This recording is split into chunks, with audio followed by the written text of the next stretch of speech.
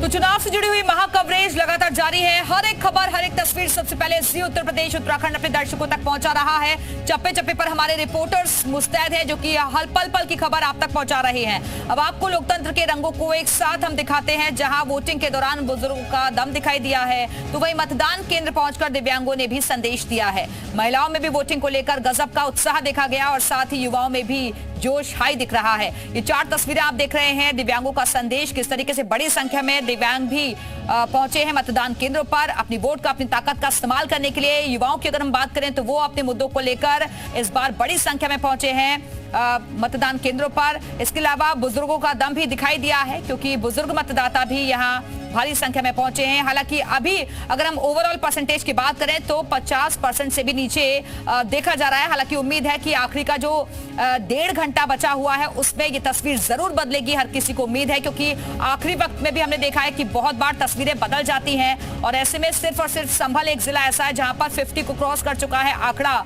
लेकिन अभी और जिस तरीके से हम देख रहे हैं जहां वोटिंग प्रतिशत थोड़ा कम दिख रहा है, थोड़ा स्लो चल रहा है, आखिरी के जो 1.5 घंटे हैं वो बेहद महत्वपूर्ण हो जाते हैं क्योंकि शाम को 6 बजे तक ये वोटिंग चलनी है। और ऐसे में जितने लोग 6 बजे तक पहुंचेंगे उन सभी को मतदान करने दिया जाएगा। प्रशासन की तरफ से सुरक्षा के पुख्ता इंतजाम किए गए हैं। छुटपुट घटनाओं को छोड़कर सभी जगह शांतिपूर्वक तरीके से मतदान चल रहा है। हालांकि गर्मी ज्यादा है और इस वजह से लोग थोड़ा दोपहर के वक्त कम निकले घरों से बाहर, लेकिन अब आखिरी का 1.5 घंटा बेहद ही महत्वपूर्ण है। ये हम आपको मैनपुरी की तस्वीरें दिखा रहे हैं, अलग अलग जगहों की तस्वीरें हैं। हाथरस संभल की तस्वीरें आप देख रहे हैं जहां सुबह से ही पोलिंग स्टेशन पर लोगों के पहुंचने का सिलसिला जारी है।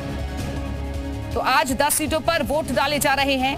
कई प्रत्याशियों की किस्मत दांव पर लगी हुई है। बीजेपी के अपने दावे हैं, समाजवादी पार्टी के अपने दावे हैं और हर कोई इस चुनाव में जीत लेना चाहता है। इस वजह से उम्मीद हर तरफ बरकरार है, लेकिन जनता के जहन में अपने मुद्दे हैं। कोई विकास को लेकर वोट कर रहा है तो कोई अपने अपने मुद्दे गिनवा रहा है। ऐसे में देखना होगा, 4 तारीख का इंतजार करना होगा कि जनता का क्या फैसला रहता है, क्योंकि 6 बजते ही जो प्रत्याशियों की किस्मत है वो ईवीएम में कैद हो जाएगी और उसके बाद 4 तारीख को ये नतीजे साफ हो सकेंगे। तो ये हम आपको तस्वीरें लगातार दिखा रहे हैं। और तीसरे चरण के रण में वीवीआईपी ने भी मतदान किया है। संभल में माध्यमिक शिक्षा मंत्री गुलाब देवी ने वोट डाला है। आगरा में मंत्री बेबी रानी मौर्य ने भी मतदान किया। आगरा में यूपी के कैबिनेट मंत्री योगेंद्र उपाध्याय ने भी वोट डाला है और आगरा में ही मंत्री धर्मवीर प्रजापति ने भी परिवार सहित वोट डाला। ये और कुछ प्रत्याशियों की तस्वीरें हम आपको दिखा रहे हैं। वीवीआईपीज भी पहुंचे हैं मतदान केंद्रों पर। राजकुमार चाहर ने वोट डाला है।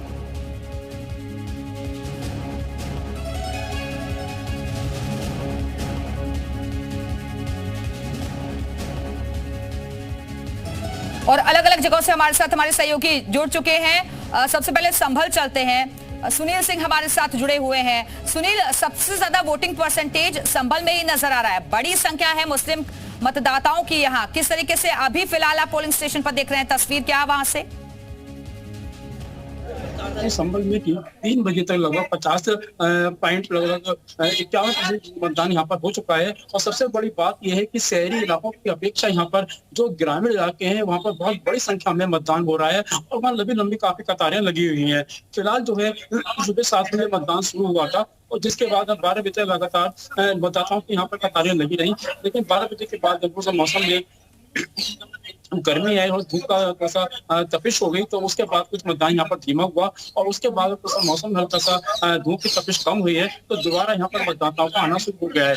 लेकिन इस धूप का तपिश का ग्रामीण इलाकों में किसी प्रकार का कोई असर नहीं दिखाई दे रहा है। वहाँ बड़ी संख्या में अभी मतदाता पहुंच रहे हैं। खास करके जो यूथ मतदाता है वो काफी इसमें इंटरेस्ट ले रहा है और जिसका पहली बार वोट करना है वो बड़ी संख्या में पहुंच रहे हैं। मैं आपको बता दूं, संभल में यहाँ पर जो समाजवादी पार्टी के सांसद थे शफीकुर रहमान उनके पोते जार उमर रहमान यहाँ पर प्रत्याशी। सुनील, अगर आपके आसपास कोई मतदाता मौजूद हो तो जरा उनसे भी बातचीत करने की कोशिश कीजिए।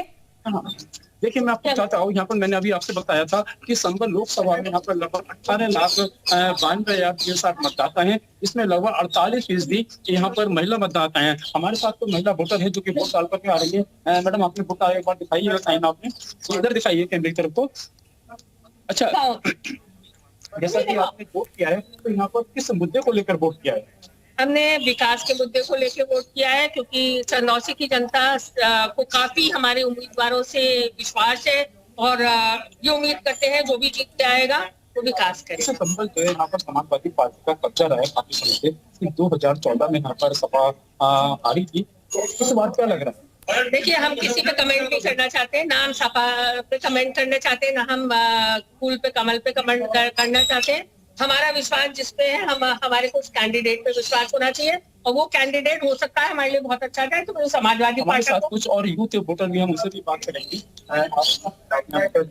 आपके लिए क्या बड़ा इशू है, नेशनल इशू रहेगा या लोकल इशू रहेगा, किस मुद्दे में रहेगा? Of course, the national important national issue है।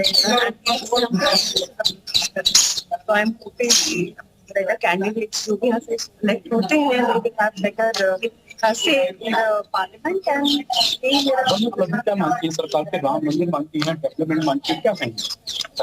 जी मैं because हम सब youth हैं, religion is not मतलब कुछ मुद्दा जिसमें हम वोट दें, तो ये हमारा मुद्दा नहीं, हमारा विकास और ठीक है सुनीला, बातचीत जारी रखिएगा, मतदाताओं से वापस आएंगे आपके पास। ऐसा चलते हैं अनु चौरसिया हमारे साथ जुड़े हुए हैं। अनु, यहाँ के 3 बजे तक के हम वोटिंग परसेंटेज को देखें तो 48.93% रहा है। अभी वहां से क्या तस्वीर है और उम्मीद करें कि 50% ये क्रॉस करेगा?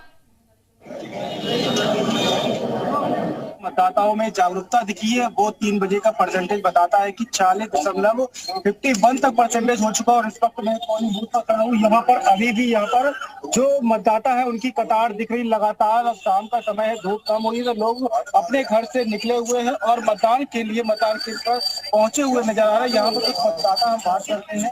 क्या नाम आपका? क्या मुद्दे हैं, किस तरह से लोग निकल रहे हैं? अब शाम का समय है, कितनी भीड़ है? भीड़ तो काफी है और हम वोट डालने जा रहे हैं अभी। और यहाँ से जो है हम चाहते हैं ज्यादा से ज्यादा जनता वोट करे और जनपद में जीत हो रही है। तो बिल्कुल यहाँ पर जो मतदाता है वो शाम का समय हो चुका है। जैसे कि दोपहर में देखा गया था कि धूप अधिक होने की वजह से जो मतदाताओं की संख्या थी वो काफी कम थी। लेकिन अब जैसे जैसे शाम हो रहा है और शाम होने के बाद धूप जो कम हुई, इसके बाद मतदाता घर से निकलते हुए नजर आ रहे हैं। मतदान के लिए यहाँ पर काफी संख्या में मतदाता पहुंचे हुए, चाहे वो महिलाएं हो पुरुष हो, सभी लोग मतदान केंद्र पर पहुंचते हुए यहाँ पर नजर आ रहे हैं। ठीक है अनु, आप बातचीत जारी रखिएगा, वापस आते हैं और चलते हैं अब बदायूं। अमित अग्रवाल हमारे साथ जुड़े हुए हैं। अमित, आपके पास क्या अपडेट वहां से, क्योंकि यहाँ पर भी मुकाबला दिलचस्प नजर आ रहा है। जनता कितनी उत्साहित दिख रही है और आखिरी का 1.5 घंटा कितना महत्वपूर्ण? जी देखिए, बिल्कुल अब 1.5 घंटे का मतदान शेष रह गया है। बीच में वोटिंग स्लो हुई थी, लेकिन अब उसके बाद लंबी लंबी मतदाताओं जो है लाइनें लगना शुरू हो गई हैं। सबसे बड़ी बात यह है कि महिला मतदाताओं में काफी उत्साह है। मैं अपने कैमरा पर्सन से कहूंगा थोड़ा सा दिखाएं, तस्वीरों में दिखाएं कि महिला मतदाता जो है वो लंबी लंबी कतारों में खड़ी हुई है और अपनी बारी का इंतजार कर रही है कि उनका नंबर आएगा और वो वोट करेंगी। अब उनसे जानेंगे, लेकिन सबसे बड़ी बात, उससे पहले मैं आपको बता दूं कि यहाँ आंवला लोकसभा क्षेत्र से समाजवादी पार्टी के जो प्रत्याशी हैं नीरज मौर्य, वो यहाँ हमारे बीच मौजूद है। सबसे पहले मैं उनके पास आपको लेकर चलता हूँ, उनसे पूछते हैं। नीरज जी, आपको कैसा रेस्पॉन्स मिल रहा है पब्लिक के बीच से? किस तरीके के समाचार आपको प्राप्त हो रहे हैं, थोड़ा सा बताएं। पब्लिक का रिस्पांस बहुत अच्छा है। पब्लिक वोट डालना चाह रही है। लेकिन मैं देख रहा हूँ कि बदायूं के अंदर हमारा जो आंवला है, इसकी 2 विधानसभाएं, यहाँ पे मतदान करने से मतदाताओं को रोकने का काम किया गया और ये काम पुलिस कर रही है। पुलिस ने यहाँ पे मतदाताओं को संरक्षण नहीं दिया, बल्कि उनकी बेइज्जती की है। कई चीजों को मैंने देखा, लोगों से मेरी बात हुई है। इसीलिए पूरे आंवला लोकसभा के अंदर अब तक जो मतदान हुआ है उसमें 2 विधानसभाएं जो शेखुपुर और दातागंज की हैं, यहाँ कम मतदान हुआ है। ये मतदान को रोकने का जो अपराध यहाँ लोग कर रहे हैं, मैं निर्वाचन आयोग से अपील करूंगा कि इसका गहन जांच करा इनके खिलाफ सख्त कार्रवाई करनी चाहिए। नीरज जी, आपने क्या किसी प्रकार की शिकायत जो है वो अधिकारियों को की है? मैंने शिकायत की है। क्या कह रहे हैं? शिकायत पे भी कोई बहुत अच्छा रिस्पांस नहीं आया। वो कहे हम देख रहे हैं, देखेंगे, लेकिन कोई ऐसा जिम्मेदार व्यक्ति इन चीजों को देखने के लिए नहीं है। ये सपा की तरफ से कहा जा रहा है कि जो ईवीएम है, जब वोटिंग खत्म हो जाए उसके बाद जब ईवीएम स्ट्रांग रूम तक ले जाई जाए तो पीछा किया जाए। समाजवादी के कार्यकर्ताओं को कहा जा रहा है कि पीछा किया जाए, कहीं कोई खेला ना हो जाए।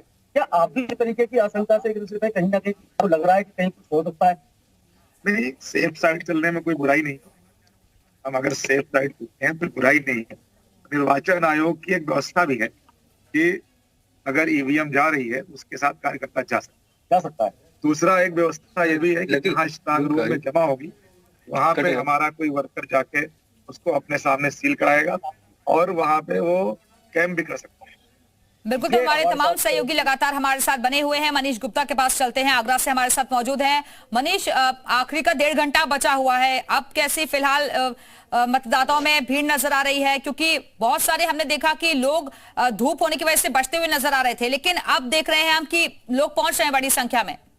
जी बिल्कुल, इस समय हम रकाबगंज के एंग्लो बंगाली जो विद्यालय है उसके जो परिसर में खड़े हुए, यहाँ पे मतदान केंद्र बनाया गया है। आगरा के अंदर आपको बता दूं 4060 मतदान बूथ बनाए गए। चलिए, बहुत बहुत शुक्रिया आप सभी सहयोगियों का हमारे से जुड़ने के लिए, जानकारी देने के लिए। नजर बनाकर रखिएगा, हम लगातार आपसे अपडेट्स देते रहेंगे। और इस बीच आपको वोटिंग परसेंटेज हम बता रहे हैं, ये थार गाड़ी आती हुई आगे बढ़ती हुई और कहां पर कितना वोटिंग परसेंटेज रहा है तो रफ्तार के साथ आपको दिखाते हैं। संभल में 52.24% वोटिंग दर्ज की गई है। इसके अलावा अगर हम आगरा की बात करें तो यहाँ पर 43.67% अभी तक वोटिंग दर्ज की गई है। हाथरस सीट पर 44.63% मतदान हुआ है। ये 3 बजे तक का वोटिंग परसेंटेज हम बता रहे हैं। इसके अलावा फतेहपुर सीकरी में 46.18% अभी तक 3 बजे तक का वोटिंग परसेंटेज है, क्योंकि 1.5 घंटा अभी बचा हुआ है। इसलिए उम्मीद की जा रही है कि अब जब इसके बाद वोटिंग परसेंटेज सामने आएगा तो इसमें जो पिछला रिकॉर्ड रहा है वो इस बार जरूर टूटेगा, ऐसी उम्मीद जाहिर की जा रही है। 10 सीटों पर आज मतदान हो रहा है और कहां पर कितना वोटिंग परसेंटेज है तो वो हम आपको फाइनल आंकड़ा बता रहे हैं 3 बजे तक का। इसके अलावा अगर हम बरेली सीट की बात करें तो यहाँ पर 45.96% वोटिंग दर्ज की गई है। हाथरस में 44.63% अभी तक मतदान हुआ है।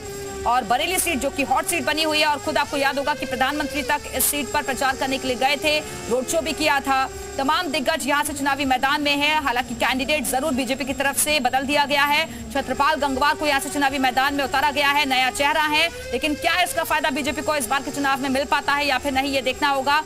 और इसके अलावा हाथरस सीट पर अगर हम देखें तो 44.63% यहां से वोटिंग परसेंटेज अभी तक दर्ज किया गया है।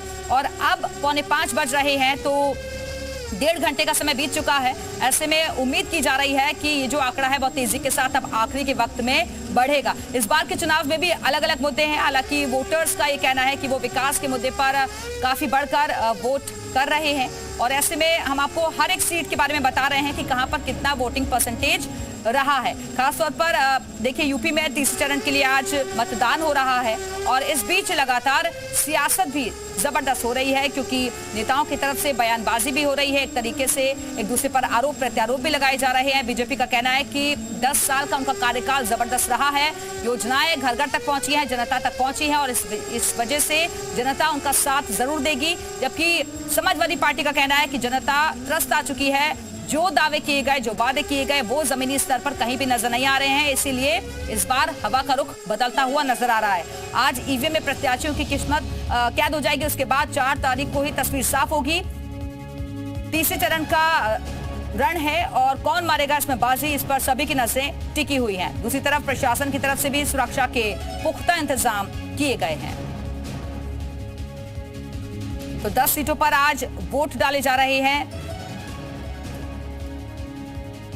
तीसरे चरण में 100 प्रत्याशी चुनावी मैदान में हैं। जगह जगह सुरक्षा के पुख्ता इंतजाम है और खासतौर पर इस बार के फेज में महिला वोटर्स की संख्या, फर्स्ट टाइम वोटर्स की संख्या बढ़ चढ़कर दिखाई दे रही है। सुबह वोटिंग जरूर थोड़ी स्लो रही, लेकिन अब फिलहाल कह सकते हैं कि ठीक ठाक प्रतिशत रहा है मतदान का। उधर यूपी में तीसरे चरण के मतदान के बीच जबरदस्त सियासत हावी है। दरअसल समाजवादी पार्टी अध्यक्ष अखिलेश यादव सोमवार को कन्नौज के गौरी शंकर मंदिर पहुंचे थे। अखिलेश यादव ने इस मंदिर में पूजा अर्चना की थी और वैदिक मंत्रोच्चारण के साथ यहाँ ब्राह्मणों ने पूजा करवाई। बाद में जब अखिलेश यादव चले गए तो कुछ देर बाद ही बीजेपी कार्यकर्ता मंदिर में पहुंच गए और बीजेपी कार्यकर्ताओं ने मंदिर परिसर को गंगाजल से धोकर साफ किया। साथ ही कार्यकर्ताओं ने हर हर महादेव के जयकारे लगाए और इसके बाद से ही इस पूरे मामले को लेकर सियासत हावी है। ये 2 तस्वीरें आपको दिखा रहे हैं। अखिलेश यादव यहाँ मंदिर में पहुंचे, पूजा अर्चना की और उसके बाद मंदिर में साफ सफाई करते हुए बीजेपी कार्यकर्ता नजर आ रहे हैं। गंगाजल से पूरे मंदिर को धोया गया। तो मंदिर का शुद्धिकरण और इसके साथ ही बीजेपी कार्यकर्ता हताश हैं, ये कहा गया अखिलेश यादव की तरफ से। मंदिर का अपमान जो किया, बाबा गौरी शंकर मंदिर का अपमान किया है, हमारी जनता, हम लोगों ने ठाना है कि अखिलेश यादव को इस अपमान का बदला लेंगे, उन्हें हरा कर भेजेंगे। हम लोगों ने गंगा जल से मंदिर को पवित्र किया है और ये अपमान का बदला हम लोग जिंदगी भर नहीं भूलेंगे। बाबा गौरी शंकर मंदिर को जब अपवित्र करने का कार्य किया है अखिलेश यादव, बातें झूठी निकली, वादे झूठे निकले, इसलिए फ्रस्ट्रेट होकर के ये अपने कार्यकर्ता नेताओं से इस तरह का व्यवहार करवा रहे हैं। ये चाहते हैं रिएक्ट करें हम लोग, लेकिन हम जानते हैं कि भारतीय जनता पार्टी के लोग बहुत चतुर हैं। चतुराई से जो बुनियादी सवाल है महंगाई का, बेरोजगारी का और जिस तरीके से अन्याय उत्तर प्रदेश में हो रहा है, उससे हट जाए हम लोग। और चुनाव से जुड़ी हुई महाकवरेज लगातार जारी है। फिलहाल वक्त